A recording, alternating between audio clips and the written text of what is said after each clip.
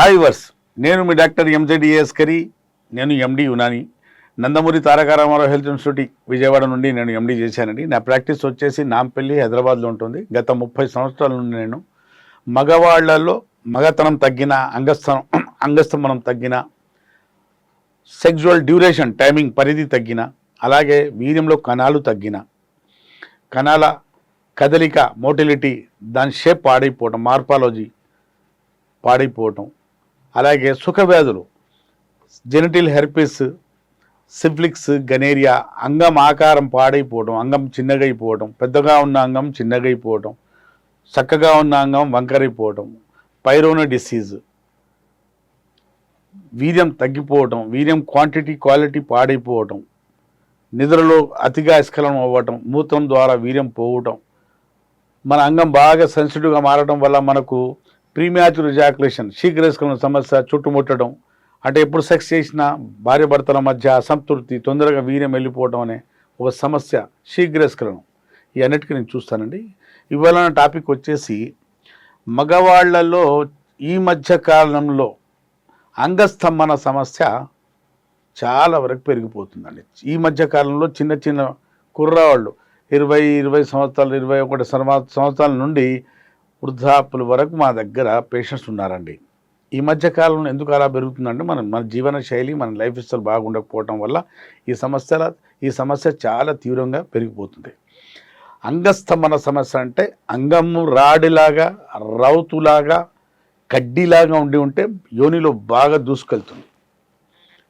ఇది రౌతులాగా ఉండాలి, కడ్డీలాగా ఉండాలంటే మన ఆరోగ్యం బాగా ఉండాలి.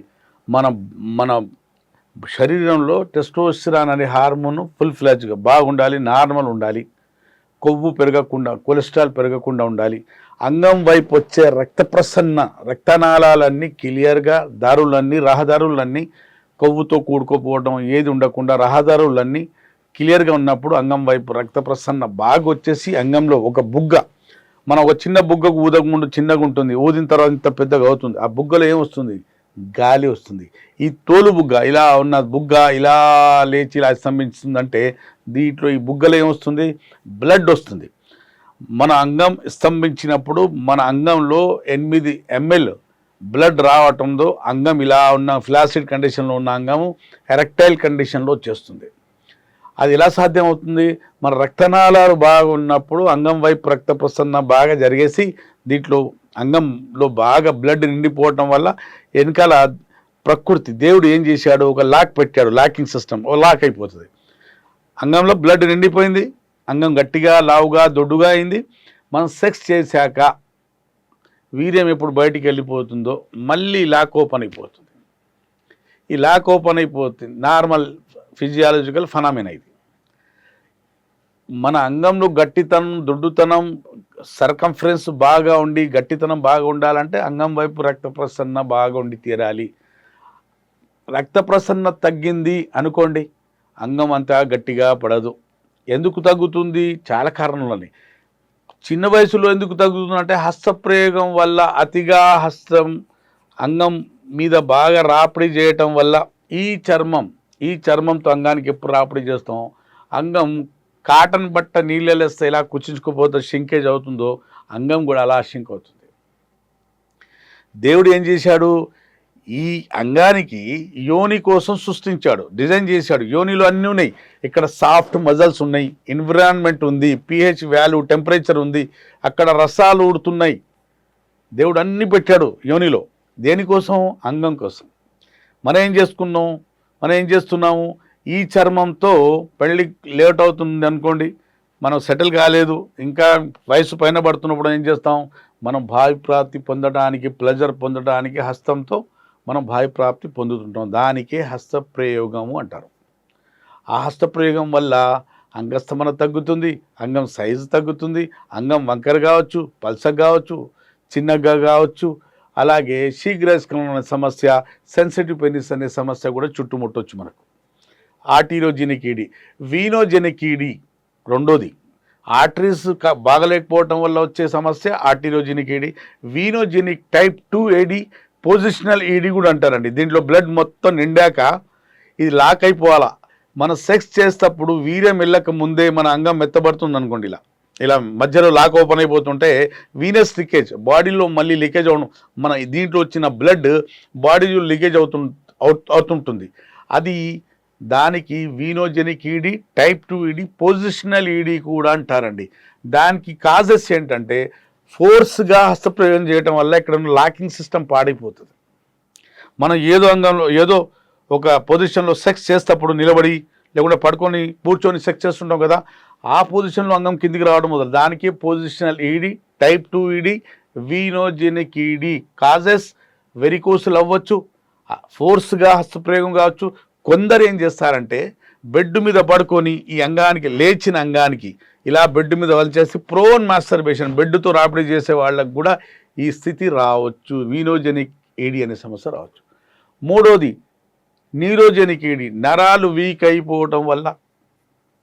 నరాలు వీక్ ఎందుకు అవుతాయి? మరి షుగర్ వల్ల కావచ్చు, సిగరెట్ వల్ల కావచ్చు, లేదా ఏజ్ ప్రభావం కావచ్చు, మనకు పోలియోమైలైటిస్ కావచ్చు, లేదా పారలైసిస్ కావచ్చు, డయాబెటిక్ న్యూరోపతి కావచ్చు.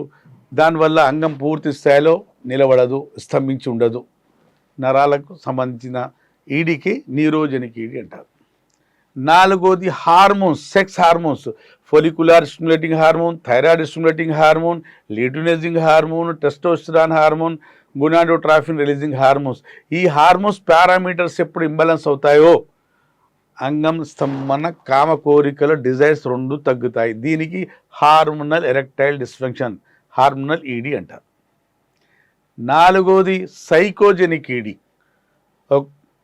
మనకు మన బాస్ ఏమిస్తాడు, మనకు జాబ్ స్ట్రెస్ ఉంటుంది, సంపాదన, ఇంటికి వస్తే గొడవలు అవుతుంటాయి, ఇంట్లో సమస్యలు ఉంటాయి, డొమెస్టిక్ ప్రాబ్లమ్స్ ఉంటాయి. దీనివల్ల మన బ్రెయిన్ మీద అస్తమానం స్ట్రెస్ ఉంటుంది, ఆందోళన.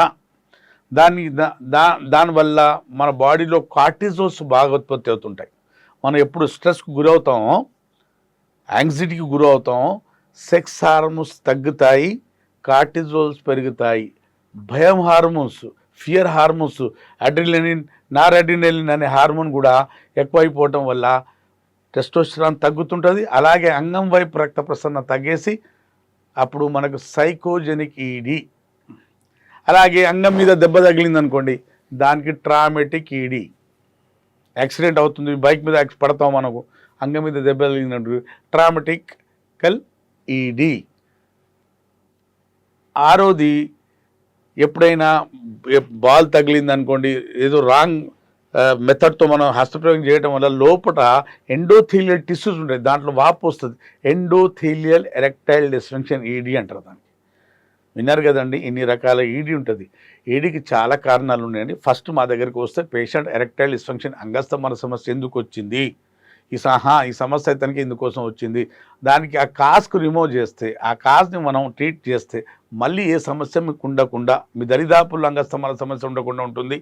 ఒక్కసారి మందులు వాడుకుంటే యునానీ మందులతో సైడ్ ఎఫెక్ట్ లేకుండా, రైట్ ఎఫెక్ట్స్తో, సైడ్ బెనిఫిట్స్తో ఈ సమస్యతో మీరు శాశ్వతంగా బయటపడవచ్చు. అంగస్తంభన సమస్య ముమ్మాటికి దేనికి చికిత్స ఉంటుంది. మళ్ళీ మాటికి మందులు వాడాల్సిన అవసరం ఉండదు. ఇవాళ ట్యాబ్లెట్ వేసుకుంటే అంగం స్తంభించిందా, లేకుంటే ట్యాబ్లెట్ లేకుంటే అంగం స్తంభన లేదు అన్నట్టు ఉండదు. ఒక్కసారి మా దగ్గర ఒక ట్రీట్మెంట్, హర్బల్ మెడిసిన్, వనమూలికలతో మీ ట్రీట్మెంట్, ఇది మేనేజ్మెంట్ కాదండి, ట్రీట్మెంట్. యునాని మందులతో ట్రీట్మెంట్ అవుతుంది. ఒకసారి ఒక డ్యూరేషన్ మందులు తీసుకున్నారనుకుంటే శాశ్వతంగా ఈ సమస్యతో బయటపడవచ్చు. మళ్ళీ మందులు వాడుకోవాల్సిన అవసరం లేదు. విన్నారు కదండి, అంగస్తంభన సమస్యకు మా దగ్గర చక్కటి పరిష్కారం ఉంటుంది. స్క్రీన్ మీద ఉన్న నెంబర్తో మీరు నాకు లోకాన ఏ మూలాన ఉన్నా పెయిడ్ కన్సల్టేషన్ తీసుకొని నాతో మాట్లాడవచ్చు.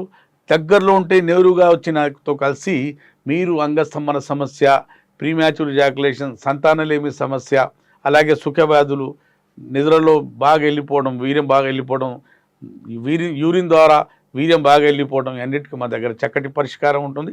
అప్పటి వరకు నాకు సెలవు. డాక్టర్ అస్కరి, ఎండి యునాని.